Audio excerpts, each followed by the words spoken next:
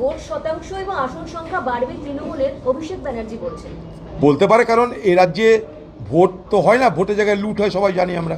Panchayat vote হয়নি এ রাজ্যে, municipality vote হয়নি এ রাজ্যে, সমবায় ভোট হয় না এ রাজ্যে, ভোট দেওয়ার দিন ভোট দিতে দেওয়া হয় না, ভোট দেওয়ার দিন ভোট দিতে দেওয়া হয় না, ভোট দেওয়ার মানুষের অধিকারকে বুথের আগেই মেরে তাড়িয়ে কেড়ে নেওয়া হয়। তো এখানে হতেই পারে, এখানে জ্যান্তকে মৃত, মৃতকে জ্যান্ত করার অনেক খেলা হয়। সর্বোপরি এই ছোট্ট একটা উদাহরণ দিই আপনাদেরকে, 80,681টা মনে করুন বুথ, তাহলে 80,681টা বুথ লেভেল অফিসার, তারা কারা? নির্বাচন কমিশনের হাতে রয়েছে 800 কর্মচারী।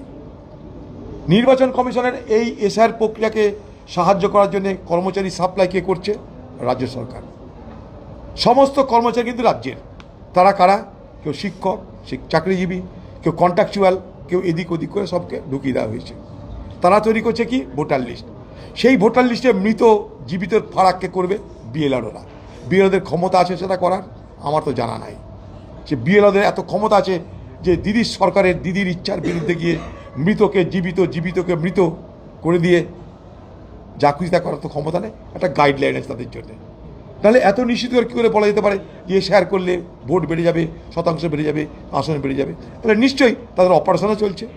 আসন যখন বাড়বে তাহলে অপারেশনও জারি আছে। যে অপারেশনটা করার জন্য বিএলওর দরকার, যে বিএলওর নাম করে এখানে আন্দোলন হয় কিন্তু বিএলওর দেখা পাওয়া যায় না। এখানে তৃণমূলের সব নেতাদের দেখা পাওয়া যায়, বিএলও তোমার দেখা পাওয়া যায় না। আবার অনেক জেনুইন বিএলও তারা কিন্তু কাজটা সিরিয়াসলি করতেছে, আজকে মৃত্যুর শিকার হতে হচ্ছে, আত্মহত্যা করতে হচ্ছে।